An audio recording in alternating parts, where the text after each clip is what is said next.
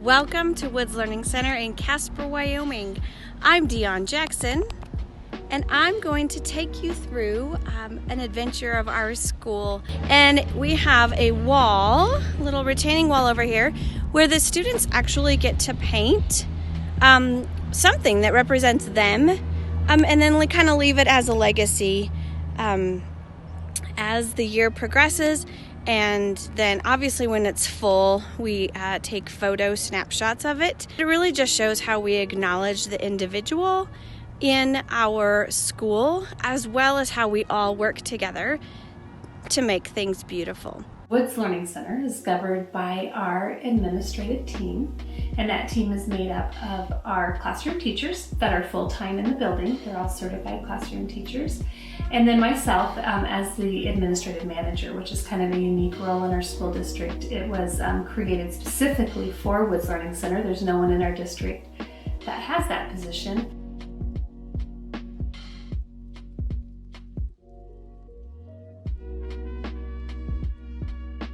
As we walk inside the front doors, you'll notice that it probably doesn't look like most traditional schools. While many of them have a nice front office desk and one person sitting in it, ours is a big, expansive space where many people work together. Obviously, we're in COVID times, so things look a little bit different. We do not have a principal, and in 1991, our doors were opened and created to be a school without a principal. We do have an administrative manager that is the hub of our building and really helps with delegating tasks and being that liaison and that communicator between parents, the district, and our staff and our administrative team.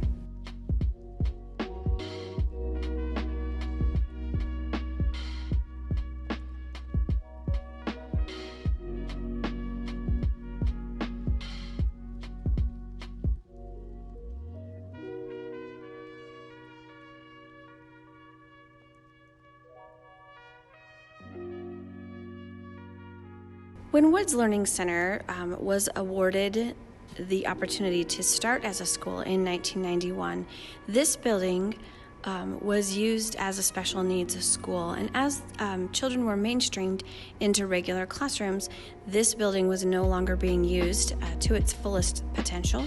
So Woods Learning Center began here. This is the second and third grade classroom, known as the intermediate pod.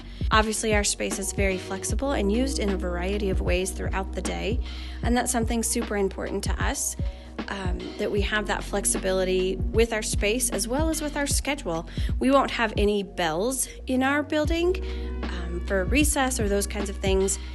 While we have them scheduled, we do know that things need to be flexible. We are now in the 4th and 5th grade classroom, known as the upper intermediate pod. And this pod is really known in our building for giving kids that voice and choice of where to sit.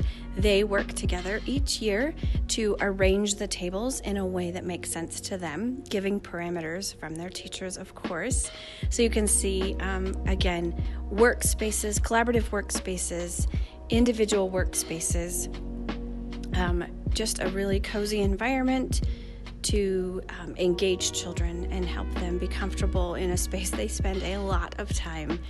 You will also notice these walls are also pretty bare. Again, it's the beginning of the school year, and teachers really like to give students the opportunity to create the space in which they work.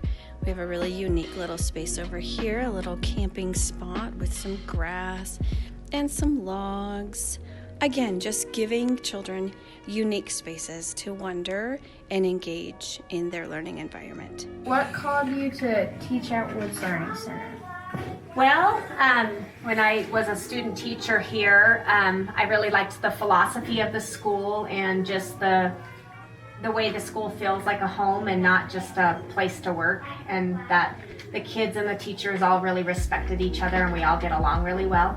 Nice.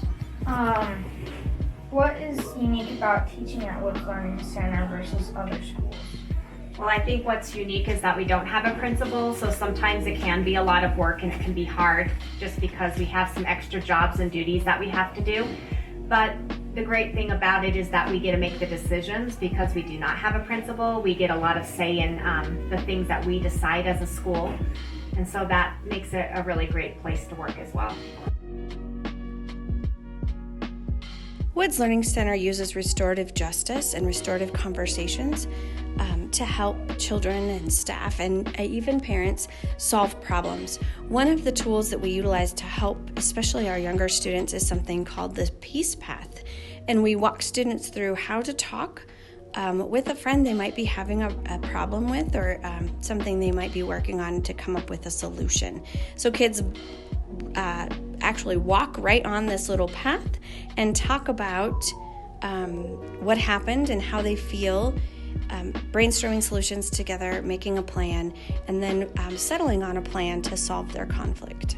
The teachers here are so invested in their school and have such a deep understanding of what it takes to be an effective school and learning environment.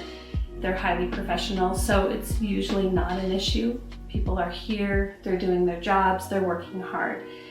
There has been some unique scenarios where that has happened, and typically those are some hard conversations that may have to happen between staff members, but they have happened and they've been successful in the past.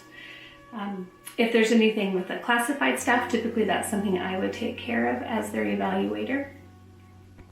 Anything beyond what we feel like we could handle as a school effectively, we do have an evaluator at the district level that can sometimes assist us with that process.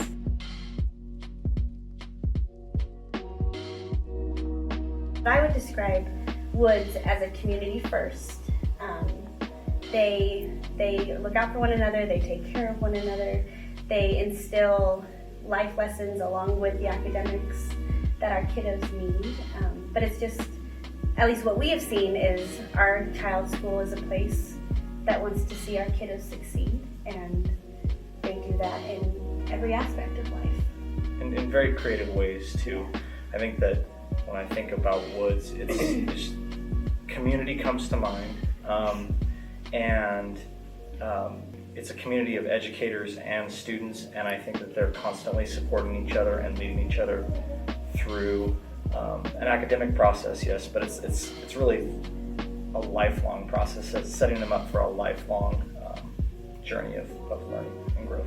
Primary in our building is kindergarten and first grade, and that is something super unique about our building, is that we have 2 grade levels in every classroom. So this would be kindergarten and first grade. We usually have about 20 of each grade with 2 teachers. So you'll see that our space is very large, and there are opportunities for students to work together collaboratively. We really think that's important, that students learn to work together. And then there's spaces for students to work individually. We want to acknowledge the class as a whole and how we can all work together, but we also think it's super important for kids to be recognized individually as well and know what individual strengths they bring to the class as a whole.